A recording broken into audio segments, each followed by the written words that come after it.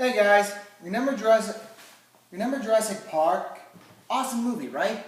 After 65 million years of extinction, they brought back one of the most amazing creatures ever, dinosaurs.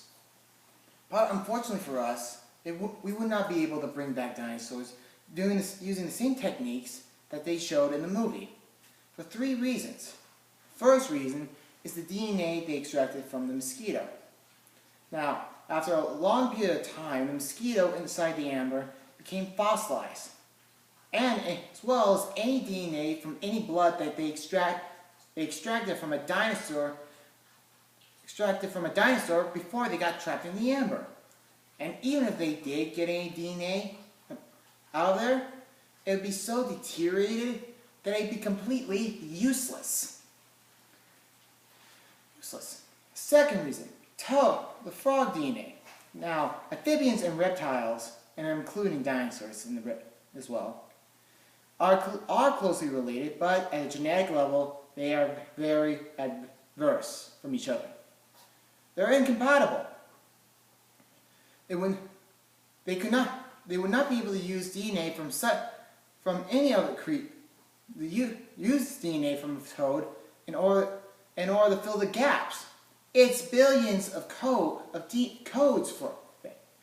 there, and millions of gaps because of how deteriorated the dinosaur DNA could be.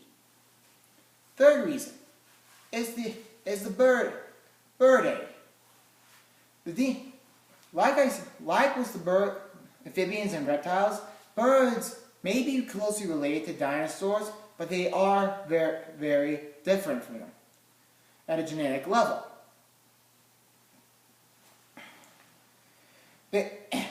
Not to mention, putting the DNA sequences of a very adverse animal like that, it's basically like a doctor taking an organ out of one person and placing it in another. Now, we can do it with humans because we use the same blood types, and we have the same DNA structure, and we use medications in order to prevent our body from rejecting the organ. We cannot do such things with the bird embryo and the DNA from any chop shop DNA they come up with a lab.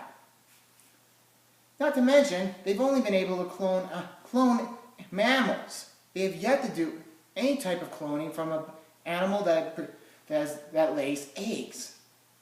Now, how do you suppose we bring back dinosaurs? By the use of genetic modification and engineering. With today's advances, we could bring back a dinosaur in the near future, or at least create one through modern day birds. Let's take the chicken for example. Like all animals, the chicken has dormant traits inside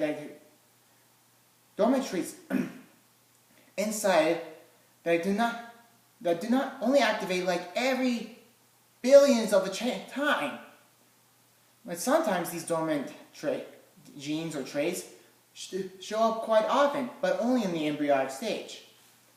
You see, a chicken's wing, it's not always formed like this. In the early stages, it possesses 3 to 4 finger-like appendages. But over time, these appendages begin to shorten and fuse to create the chicken's wing. Same thing goes with its tail. In early stages, it has about 15 vertebrae long tail. But the vertebrae begin to disappear and the tail shortens, and then the remaining vertebrae and the tail begin to fuse together.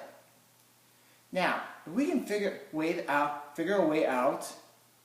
to control these traits, and stop it from the claws and the tail from disappearing, we can create ourselves a Chickenosaurus.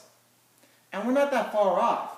We've already created modified chickens so that some chickens that they grow teeth, and some that don't even grow feathers. All this can be if you want to read more about this, I suggest you read the book How to Build a Dinosaur by Jack Horner, the top expert in the field of paleontology and as well as in genealogy.